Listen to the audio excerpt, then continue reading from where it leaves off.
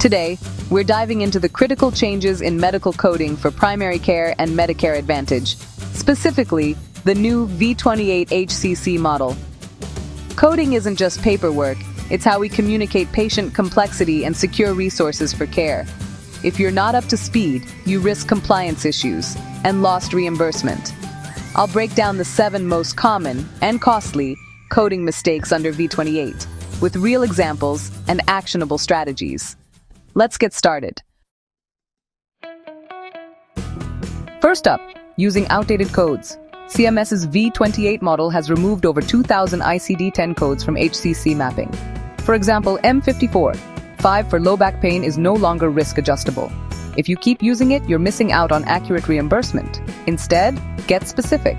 Is it lumbago with sciatica, M54.4-, spinal stenosis, M48.0-, or spondylosis, M47.8-? These codes often still map to HCCs.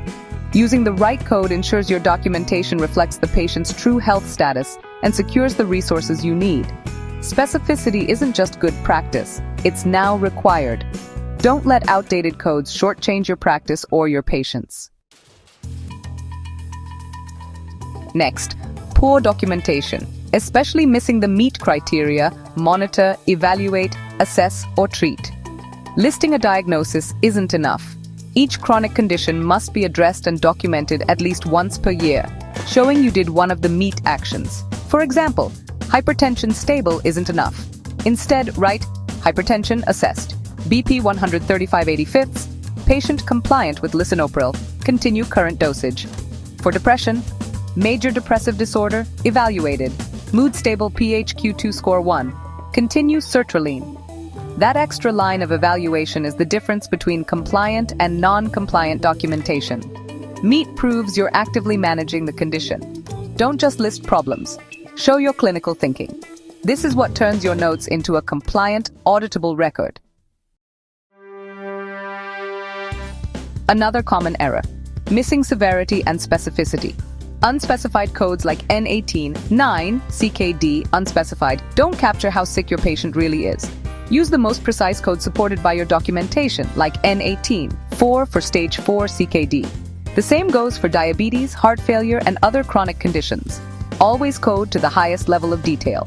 Your clinical knowledge must translate into your coding. Specificity drives accurate risk scores and reimbursement. Don't skip the annual refresh. Every chronic condition must be documented and addressed in a face-to-face encounter each year. Diagnoses don't carry over. If you miss it, the patient's risk score drops, and so does your reimbursement. Build a system pre-visit chart reviews, checklists of HCCs, and post-visit audits. Make sure every chronic condition is captured annually, especially for patients who visit infrequently. One missed opportunity can impact your resources for the entire year. The annual refresh is a core requirement, not a suggestion. Don't let a simple oversight cost your practice. Mistake 5. Incomplete encounter data. CMS now uses Encounter Data Submission, EDS, which requires full clean claims. Every detail matters. Provider info, place of service, CPT, and ICD-10 codes must all be accurate. A single error can cause a claim rejection, meaning diagnoses don't count toward risk scores. Coders and billers must be experts in clean claims and communicate closely with clinicians. Regularly audit rejection reports and fix root causes. In EDS, data quality is everything.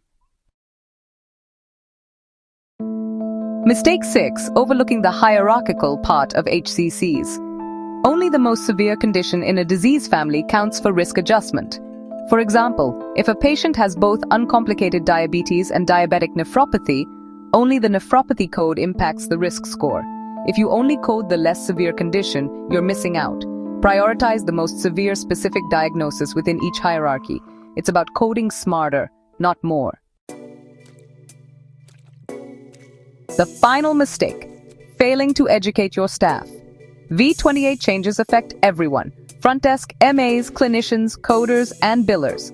If any link in the chain is weak, you risk compliance and reimbursement. Ongoing role-specific training is essential. Hold regular meetings, give feedback, and empower your team with the latest guidelines. Invest in education.